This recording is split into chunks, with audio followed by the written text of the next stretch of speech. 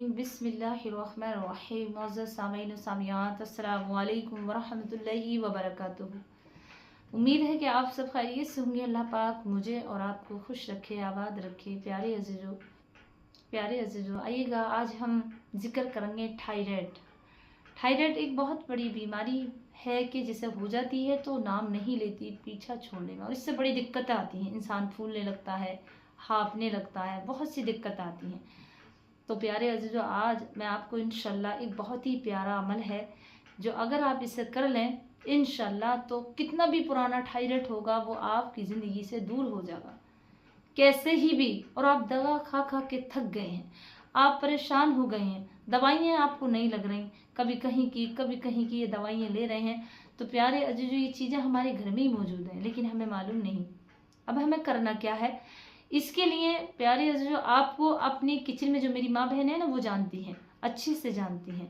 बिल्कुल किचन के अंदर सौंफ हर घर में मौजूद होगी, और किचन के अंदर जो इलायची आती है, बड़ी वाली इलायची, उसकी जो बाल निकल आते हैं, मूछे सी होती हैं, वो होती है बड़ी इलायची। बड़ी इलायची ले लें 100 ग्राम, और 100 ग्राम ले लें आप सौंफ। उसे कूट पीस करके उसका पाउडर बना लें और एक डिब्बे में बंद कर लें। और सुबह को नाश्ते के बाद ताज़ी पानी से 1 चम्मच लें, और दोपहर को 1 चम्मच लें उस पाउडर को। इंशाल्लाह बहुत जल्द आपकी ये बीमारी ख़त्म हो जाएगी। थायराइड कितना भी पुराना होगा आपकी बीमारी दूर हो जाएगी। ये बीमारी टोटका आजमाया हुआ है, इससे बहुतों की इंशाल्लाह बीमारियां ठीक हो चुकी हैं। थायराइड के जो मरीज़ हैं वो ठीक हो चुके हैं। बस आपको इतना करना है कि इलायची भी इतनी लेनी है बराबर, और बराबर ही आपको सौंफ लेनी है। दोनों हम वजन लेकर के उसका कूट पीस करके पाउडर बना लें, और सुबह को 1 चम्मच और दोपहर को 1 चम्मच लें। इंशाल्लाह चंद महीने इस टोटके को करें, आपकी थायराइड की प्रॉब्लम बिल्कुल ख़त्म हो जाएगी। और मैं आपको एक टोटका और बता दूँ, जिस शख्स को एसिडिटी है और वो परेशान है, खाना खाने के बाद गैस बन जाता है, खाना खाने के बाद वो हजम भी नहीं होता, बहुत दिक्कत आती है, तो प्यारे अजीज उसके लिए बहुत ही प्यारा अमल है, और ये भी किचन के अंदर मौजूद है जो हमें नहीं मालूम। और याद रखना, अगर पेट की प्रॉब्लम है ना तो आपको कोई दवा, कोई खाना, कोई चीज़ नहीं लगेगी। वो एसिडिटी है, पेट की प्रॉब्लम है, तो आपको सिर्फ 2 लौंगे, जो लौंगे आती है ना जो हम जर्दे में बिरयानी में डालते हैं, 2 लौंगे लेनी है।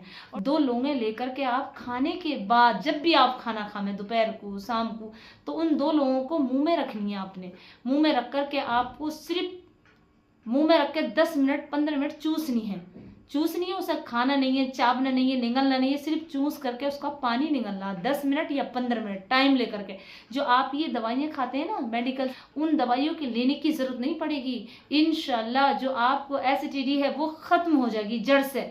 सिर्फ 2 लौंगे खाने के बाद 10 मिनट या 15 मिनट अपने मुँह में रखनी है, और उसे चबाना भी नहीं है, सिर्फ उसे चूसना है।